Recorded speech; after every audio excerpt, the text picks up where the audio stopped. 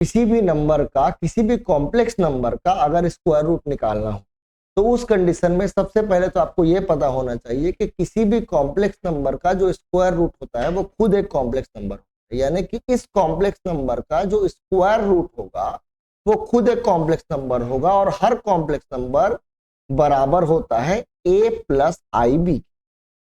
तो इसका जो स्क्वायर रूट आने वाला है वो a प्लस आई बी के फॉर्म में ही आने वाला। अब मैं क्या करूंगा, अब मैं दोनों तरफ स्क्वायरिंग करूंगा। जब मैं दोनों तरफ स्क्वायरिंग करूंगा तो लेफ्ट हैंड तरफ से ये जो स्क्वायर रूट है वो स्क्वायर रूट हट जाएगा और यहां पर आ जाएगा -5 प्लस 12i और इस तरफ आ जाएगा a प्लस आई बी का होल स्क्वायर।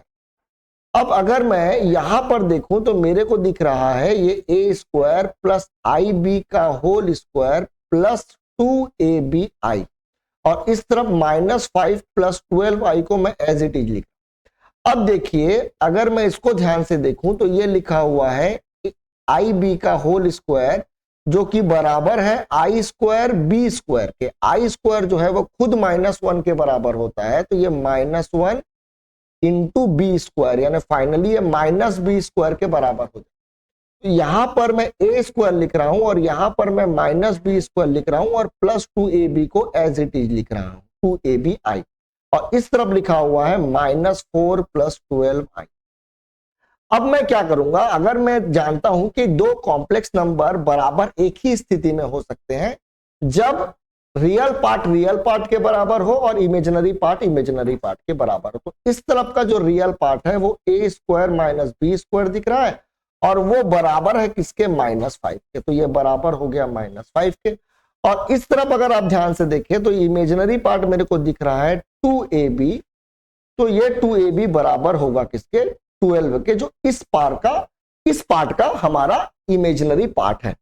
अब मैं क्या करूंगा, देखिए मेरे पास a square minus B square मुझे पता है। अगर मैं कहीं से a square plus B square निकाल लूं तो फिर इन दोनों इक्वेशन को सॉल्व करके मैं a b की वैल्यू निकाल सकता हूं। तो अब मैं क्या करूंगा, a square plus B square का होल स्क्वायर को अगर मैं माइनस कर दूं a square minus B square के होल स्क्वायर के साथ तो ये बराबर हो जाता है 4a स्क्वायर बी स्क्वायर। अब यहां पर देखिए मुझे a square plus B square की वैल्यू निकालनी है, तो मैं इसको एज इट इज लिख रहा हूं -a square minus B square. हमको पता है किसके बराबर है, -5 के बराबर है, तो यहां मैंने लिखा -5 और उसका मैंने कर दिया स्क्वायर। अगर आप इसको ध्यान से देखें तो ये 4ab जो है वो बराबर है 2ab के होल स्क्वायर के और 2ab जो है वो बराबर है किसके, 12 के। तो यहां पर आ जाएगा 12 का स्क्वायर।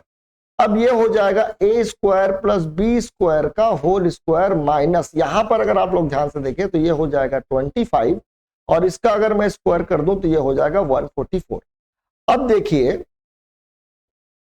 अगर मैं इस 125 को ट्रांसफर कर दूं, यानी यहां पर मैं लिख रहा हूं a square plus B square का होल स्क्वायर और अगर मैं इसको ट्रांसफर कर दूं तो ये इधर जाकर हो जाएगा 169। और अगर मैं a square plus B square का यहां पर अगर स्क्वायर को ट्रांसफर करूं तो ये बराबर हो जाएगा किसके, 13। देखिए बच्चों यहां पर ये जो आंसर है वो +-13 होना चाहिए था, लेकिन +-13 नहीं होगा, सिर्फ +13 होगा। क्योंकि दो नंबर का, किसी भी दो नंबर के स्क्वायर का जो सम होता है वो हमेशा पॉजिटिव क्वांटिटी होता है, इसलिए वो 13 के ही बराबर होगा, -13 के बराबर नहीं होगा। अब देखिए हमारे पास a square minus B square पहले से था जो कि बराबर था -5 के और हमने a square plus B square निकाल लिया जो कि बराबर है किसके, 13। अब मैं क्या करूंगा, दोनों इक्वेशन को जब जोड़ूंगा तो दोनों इक्वेशन को जोड़ने पर मुझे मिलेगा 2a स्क्वायर बराबर अगर मैं इन दोनों को जोड़ दूं तो मेरे को मिलेगा -5 प्लस 13 और ये हो जाएगा 2a स्क्वायर, यहां पर आ जाएगा 8। तो a स्क्वायर की जो वैल्यू मेरे को दिख रही है वो 4 है और a की जो वैल्यू मेरे को दिख रही है वो +-2 के बराबर होगी। तो a की वैल्यू मेरे को मिल गई। अब मैं b की वैल्यू अगर निकालने जाऊंगा तो यहां पर देखिए कोई भी एक इक्वेशन का इस्तेमाल कर लेता हूं मैं। a square plus B square बराबर में 13 है और a की वैल्यू आपने +-2 बोला है तो ये 4 हो जाएगा, 2 का स्क्वायर, बी स्क्वायर बराबर 13 हो जाएगा बी स्क्वायर बराबर, इसको अगर इधर ट्रांसफर करेंगे तो 9 हो जाएगा और बी की वैल्यू हो जाएगी प्लस माइनस। अब ये याद रखेंगे बच्चों कि इसका जो स्क्वायर रूट है वो किसके बराबर होगा। तो मैंने बताया था कि जो इसका स्क्वायर रूट है, जो इसका स्क्वायर रूट है वो बराबर है ए प्लस आई बी। अब याद रखिए कभी कभी ए प्लस आई बी भी लेते हैं स्क्वायर रूट, कभी कभी ए प्लस आई बी भी लेते हैं स्क्वायर रूट, और कभी कभी ए माइनस बी, ए माइनस आई बी भी स्क्वायर रूट लिया जाता है।